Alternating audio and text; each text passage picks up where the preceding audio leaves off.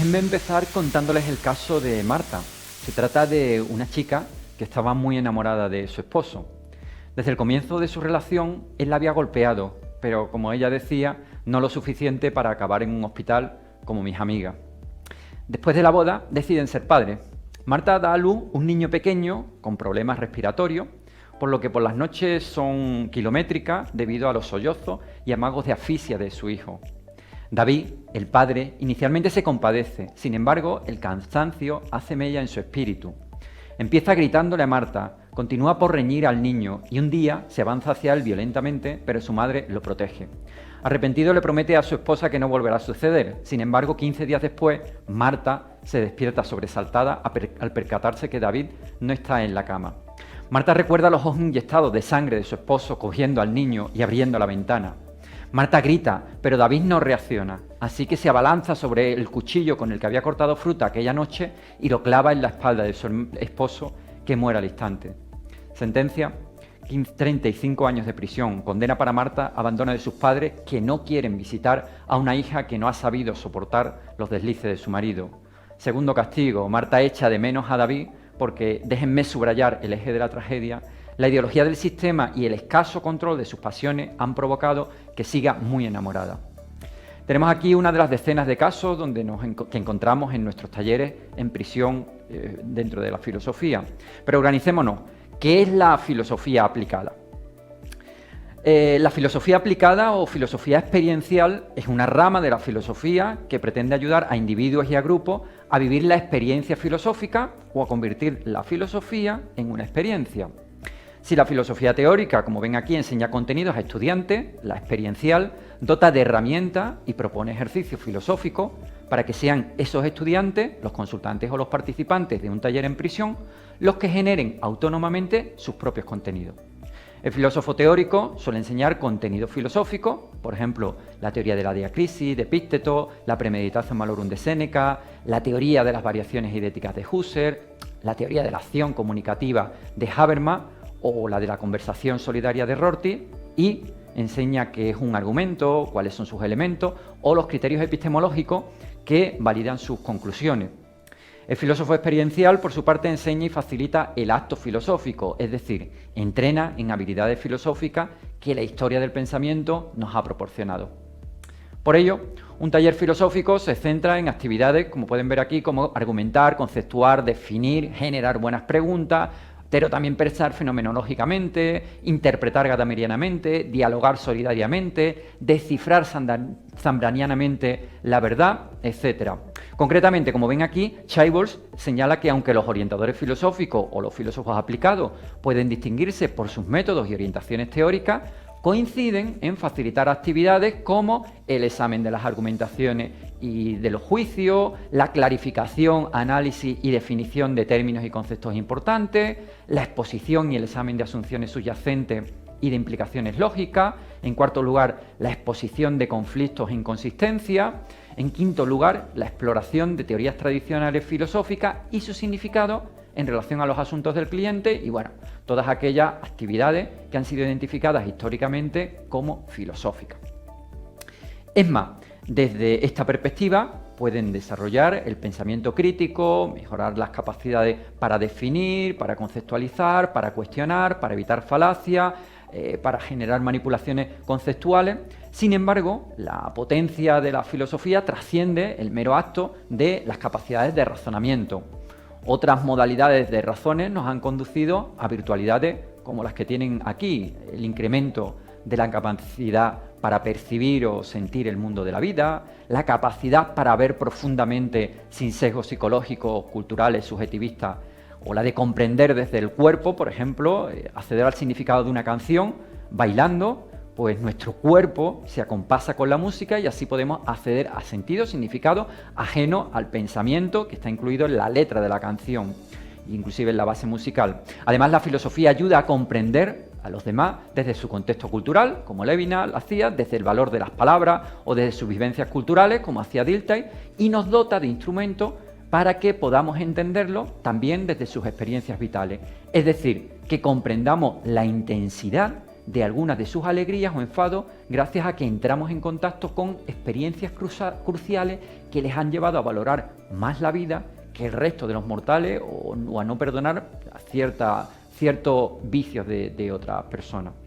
El asunto no queda aquí, porque la filosofía nos ayuda también a distinguir entre una razón instrumental que se usa al servicio de una ideología y una razón crítica que se utiliza para vacunarnos contra esa ideología. La filosofía aplicada facilita que pasemos de acciones que miran exclusivamente los propios intereses a otras que buscan realizarse para incentivar la comunicación e incluso nos permite entender las dimensiones metafóricas de los símbolos. Es decir, ¿por qué nunca venderíamos ese anillo viejo que nos legó nuestro padre?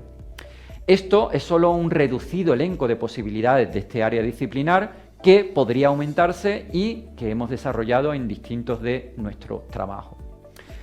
Sin embargo, para Boecio lo más suculento es incidir en que la filosofía incrementa las destrezas relativas a la comprensión profunda, a la fuerza existencial ante las dificultades y a evitar caer en excesos propios de creernos dioses o en la debilidad que nos haga esclavos de nuestras pasiones. Esta pericia existencial, si me permiten el término, hubiera sido esencial para que Marta no se sintiera acorralada por sus pasiones amorosas al principio de su relación con David, para salir de una ideología de vida que le marca que las palizas de su pareja tenían que ser soportadas, puesto que al menos no acababa en el hospital, o para establecer un plan y un análisis que hubiera evitado encontrarse en aquella fatídica noche donde las consecuencias de la decisión tomada nunca iban a ser las deseadas. Empecemos con nuestro proyecto Boecio.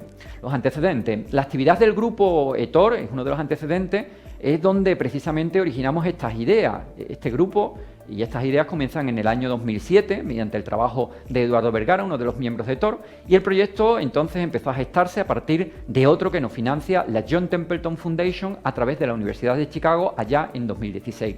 Allí analizábamos la posibilidad de estudiar el rendimiento de la filosofía por medio de estos talleres en participantes noruegos, croatas, mexicanos y españoles. En ese momento, en 2016, pensamos trasladar esta investigación a prisiones en diversos países. Uno de ellos será México, donde en 2017 tuve la suerte de conocer el trabajo de Marco Antonio López Cortés y la del profesor Ángel Alonso de la UNAM, y abrimos nuestros primeros talleres en ese momento por medio de Marco, y entonces nos apercibimos de la diferencia de aquellas prisiones con respecto a las europeas, destacando sobre todo la diferencia en relación a las mujeres, como aquí nos va a explicar Ángel Alonso. Hola, mi nombre es Ángel Alonso Salas, soy profesor de la UNAM. Quisiera contarles la experiencia del proyecto Boecio en México.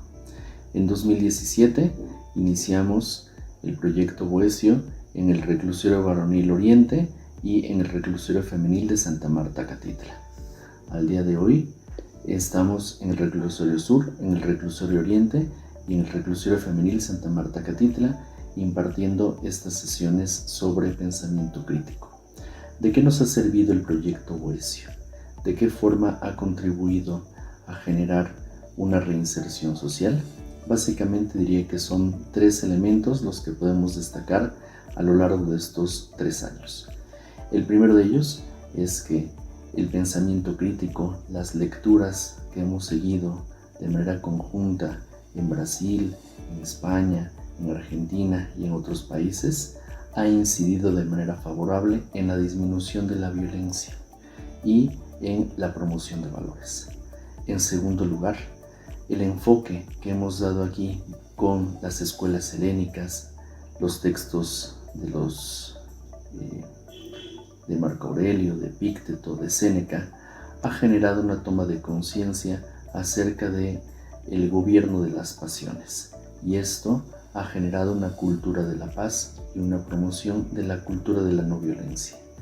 Y en tercer lugar, que uno de los principales frutos que hemos tenido a lo largo de estos años ha sido el que muchas de las personas que han sido privadas de su libertad han logrado empezar a establecer vasos comunicantes y de apoyo entre sus familias. Se ha empezado a recuperar el tejido social que se ha perdido por la reclusión, así como también hemos logrado incidir en la disminución de la ideación suicida y en una conducta a favor de la vida, a favor de encontrarle un sentido al seguir existiendo pese al encierro.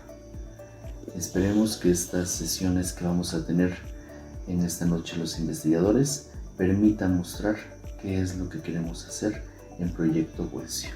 Un saludo desde México. La realidad de la prisión de México y la necesidad de pensamiento crítico y del gobierno de las pasiones apareció también en un segundo lugar donde estamos trabajando, en el caso de las prisiones brasileñas, por medio del equipo de Edson Renato Nardi, que es un profesor del Centro Universitario Claretiano y que actualmente es coordinador del posgrado de aconsellamiento filosófico allí en Brasil. Su excelente labor se ha constatado por las propuestas para ampliar la labor con cerca de 10.000 recursos del país sudamericano y asimismo la labor destacable de su equipo ha conducido a que los funcionarios de prisiones nos pidan que realicemos los mismos talleres con ellos o a que los profesores de la segunda generación de alumnado que recibe la formación sean los propios presos, que fueron estudiantes en esta primera. Corríjame, ¿no es así, profesor Nardi? Nada que corrigir. Así ha sucedido aquí. Casi todas las cárceles brasileñas están sobrepobladas y en estados cuyo nivel de desarrollo socioeconómico es bajo, las condiciones son infrahumanas. El centro penitenciario en el que operamos, las condiciones son un poco mejores que en otros estados. Sin embargo, también hay un número de presos mayor que el número de plazas vacantes. Los talleres que desarrollamos se llevaron a cabo en un lugar que se improvisó para convertirse en un aula. A pesar del esfuerzo de la administración local, que siempre fue proactiva y generosa en acoger el proyecto, el techo del espacio estaba compuesto por tejas de zinc e, sem exagerar, incluso enfrentamos temperaturas superiores a los 45 grados em verano. En cuanto ao contato com os presos, nos dimos conta de que a melhor forma de acogerlos e desenvolver os talleres seria realizar a epoge fenomenológica proposta por Russell, es decir, poner entre parênteses ou não atender a seu delito. Não nos interessava saber de antemano quem eram e que haciam por estar nesse lugar. Simplesmente los tratamos como seres humanos e evitando as etiquetas estigmatizadoras. Ao adotar tal procedimento, notamos que, paulatinamente, se iba estabelecendo uma confiança entre os educadores do projeto e os internos, es decir, los humanos que se presentavam ante nosotros. Aunque algunos de sus compañeros de prisión estaban involucrados en organizaciones criminales y los responsables de la seguridad eran estigmatizados, nosotros nos relacionamos con ellos simplemente como personas, más allá de todo etiquetado que los redujisse e menospreciasse, tal como Foucault puso de manifiesto en Vigilar e Castigar y en Los Anormales. Después de trabajar con una primera generación de internos, estávamos a punto de asociarnos con una fundación brasileña cuyo principal objetivo es permitir que el detenido se prepare para cuando salga de la cárcel. Formaríamos a los internos que son educadores dentro de la cárcel para que ellos retomen los talleres Boesio y actúen como multiplicadores de los efectos del proyecto, como ya hemos hecho con 4 reclusos convertidos en maestros que trabajaron con cerca de 170 compañeros en los talleres Boesio. Vemos esta posibilidad con mucha esperanza, porque, por un lado, le dio visibilidad y empoderamiento al detenido. Además, como estos detenidos viven en el mismo contexto que todos los demás, los ejemplos y diálogos que desarrollarían con los detenidos serían más ricos, significativos, contextualizados y profundos, ya que tocarían temas que todos comprenden y que nacen de su vida diaria detrás de los barrotes. Entre los muchos casos que hemos tenido, destaco el de un detenido que escribió un libro de ficción en la cárcel y, a medida que crecía su confianza en nosotros, nos entregó sus borradores. Pronto editaremos y publicaremos ese libro. Actualmente, debido a la pandemia y su edad, ha sido puesto en libertad temporal y bajo arresto domiciliario. De todos modos, son muchos los ejemplos de transformaciones personales que presenciamos. Y estas transformaciones no solo ocurrieron con los detenidos, también ocurrieron con nosotros. Recuerdo la primera vez que entré al penal. Tuve que pasar por un detector de metales, escáner corporal y unas 10 puertas y rejas de acero hasta llegar a la escuela. Confieso que yo y otros aplicadores tuvimos que controlar una claustrofobia que se instaló en nosotros y el miedo que teníamos en ese primer momento fue reemplazado gradualmente por la esperanza. Gracias, Pepe. La realidad de la prisión brasileña y la necesidad de pensamiento crítico y de gobierno de las pasiones aparecen aquí dentro de este proyecto y vamos a partir de ahora a entrar en el proyecto de Nardi. En estos contextos y en otros en prisiones en Argentina, Colombia o en España, pretendemos desarrollar habilidades y competencias filosóficas como las que hemos indicado previamente, aunque específicamente nos centraremos en dos, en la mejora del pensamiento crítico y en el gobierno de las pasiones, que está vinculado, aunque no es idéntico, a una regulación emocional. Entendemos por pensamiento crítico la promoción de capacidades que ayudarán a los reclusos y reclusas a hacerse conscientes del marco de pensamiento que guían sus acciones y afectos, que les dotan de mecanismos para descubrir ideologías manipuladoras del mundo criminal. Por ejemplo, algunos de nuestros participantes decidieron dejar las drogas después de trabajar en las sesiones al hacerse conscientes que esto los hacía un instrumento de su proveedor de heroína.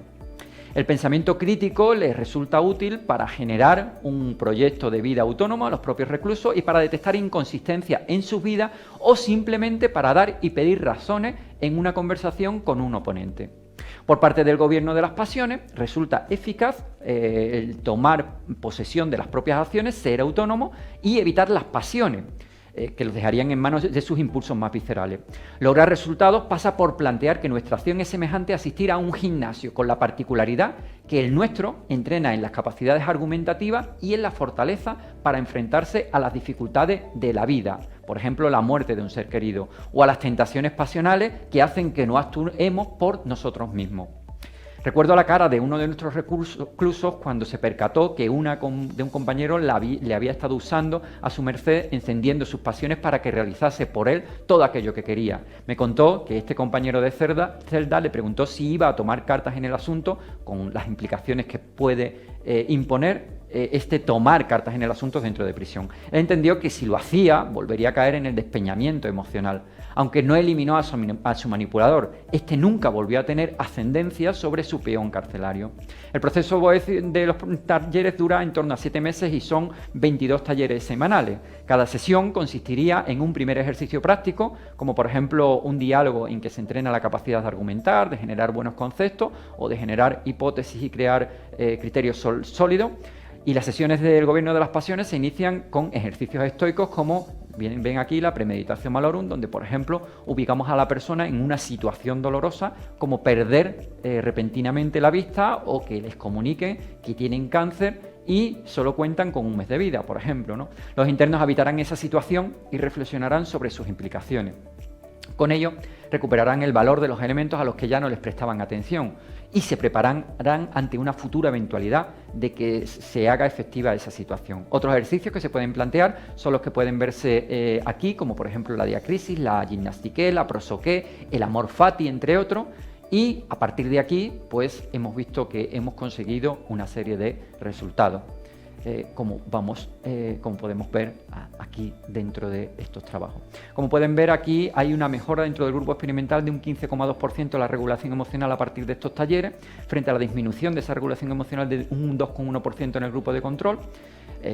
También podemos ver que hay una apertura mental en los que han hecho talleres filosóficos de un 14,3%. Y, como pueden ver, pues hay otra serie de resultados cuantitativos que hemos obtenido. Pero los instrumentos cualitativos que hemos abordado para comprender las dinámicas que vivían nuestros participantes también nos han ofrecido resultados. Entre otras cosas, hemos utilizado entrevistas semiestructuradas, grupos focales y también hemos apelado en algunas ocasiones a las historias de vida.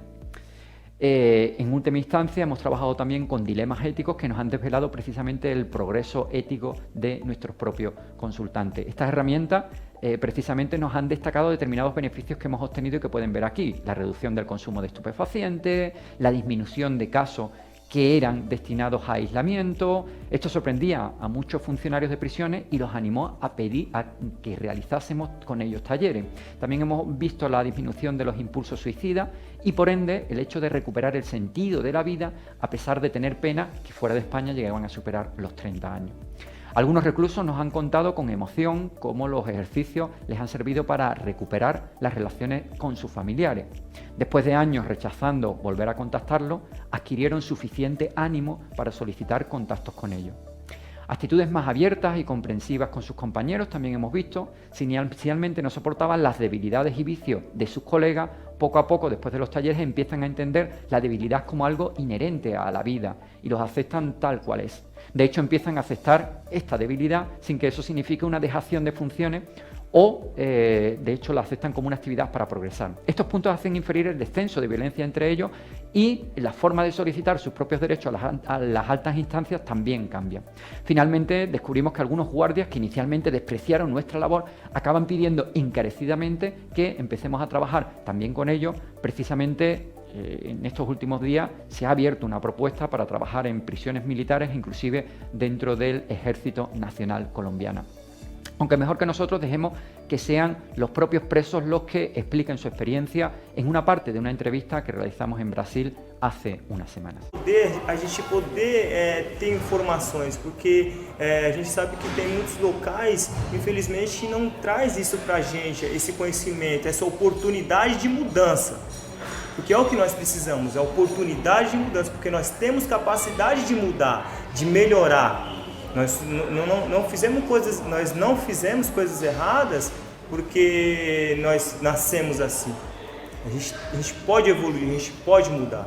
Isso depende de a pessoa confiar na gente, no presidiário, acreditar que ele pode se reeducar para a sociedade. Ele viver em sociedade, certo? Como uma pessoa normal, sem preconceito. Eu acho interessante o exercício que a gente fez, da gente identificar também o que depende de mim e o que não depende.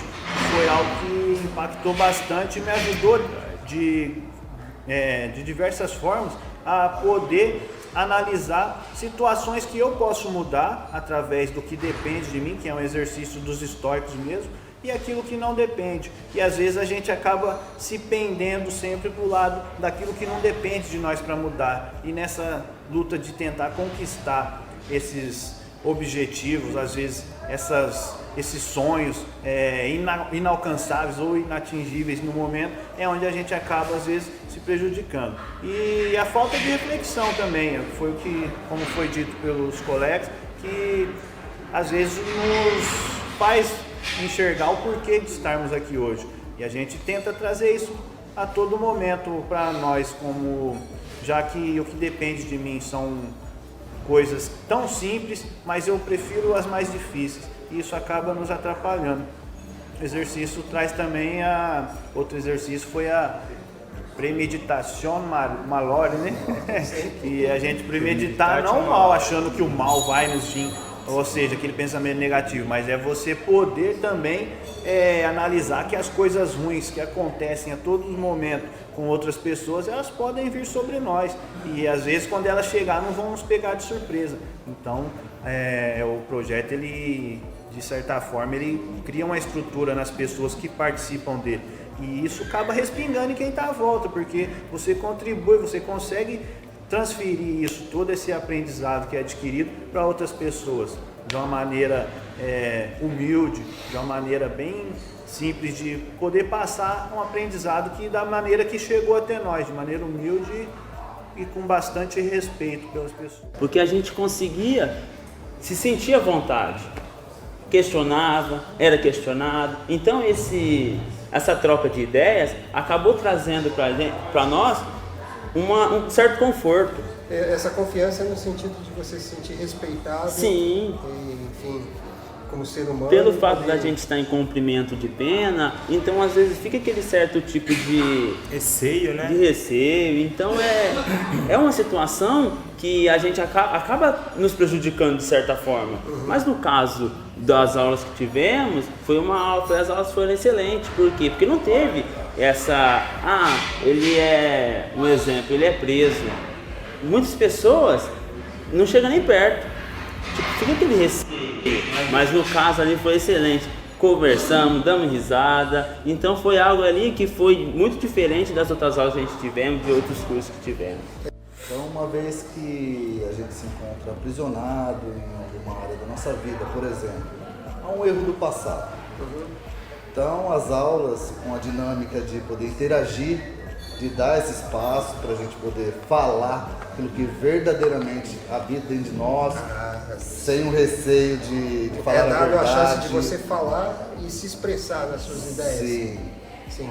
Você não somente ouve, é isso? Isso, não somente ouve, mas participa também, expressando aquilo que realmente está acontecendo a partir daquele momento que a gente aprende esse ensinamento, né? Sim. E quando nós começamos a perceber, como nossos amigos aqui já disseram, uma evolução, a gente consegue evoluir, então isso cria uma euforia na gente boa, uma vontade de poder ganhar o momento da liberdade, poder viver em sociedade, juntamente com a família, né? E perspectiva de vida nova. Poxa, se antes eu não conseguiria, ficava aprisionado a um sentimento, agora eu aprendi a maneira certa de lidar com a situação. Theodor Adorno, filósofo miembro de la Escuela de Frankfurt, defendía lo siguiente: que uno sea o no un intelectual es algo que se manifiesta sobre todo en la relación que mantiene con su trabajo y con el todo social del que forma parte. Esta relación, y no el ocuparse de ámbitos especializados como la epistemología, la historia de la filosofía, la ética, es lo que constituye la auténtica esencia de la filosofía. Nosotros defendemos esta idea de hacer filosofía no porque lo justifique un gran pensador, sino para ser seguidores de uno de los reclusos con los cuales hemos trabajado en México. Uno de sus textos apuntaba precisamente lo siguiente: el pájaro enjaulado no pierde su sueño de volar, así que tú no pierdas tu esperanza de volver al ver el mundo. La filosofía ha ayudado a los internos a ampliar su visión, pero la prisión está ayudando a la filosofía a evitar menospreciar ciertos colectivos y descubrir que, aun entre rejas, existe mucha sabiduría necesaria que los que nos consideramos libres no siempre la tenemos.